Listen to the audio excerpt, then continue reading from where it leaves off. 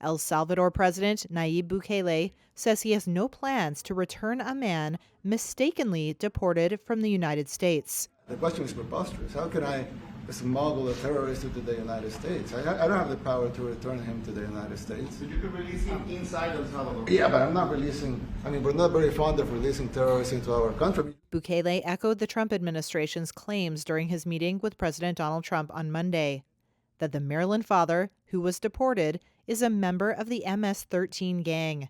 Kilmar Abrego Garcia, a Salvadorian with a U.S. work permit, was sent to El Salvador on March 15th despite an order protecting him from deportation.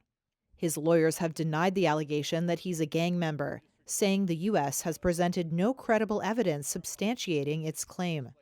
During the Oval Office meeting, multiple members of the Trump administration said they weren't required to bring him back, despite an order to do so, backed by the U.S. Supreme Court. Trump on Monday prompted Attorney General Pam Bondi to explain their position. Answer that question. Sure, President. First and foremost, he was illegally in our country. He had been illegally in our country.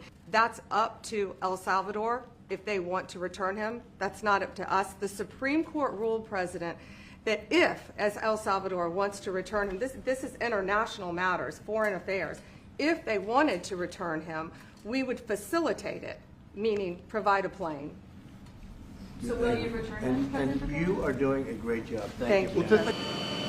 The Trump administration has deported hundreds of people, mostly Venezuelans, to El Salvador under the 1798 Alien Enemies Act. The migrants El Salvador accepts from the U.S. are housed in a high-security mega prison known as the Terrorism Confinement Center.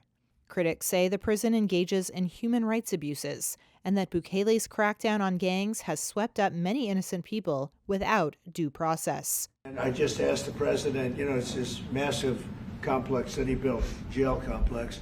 I said, can you build some more of them, please? Trump said he would send as many people living in the U.S. illegally to El Salvador as possible and help Bukele to build new prisons.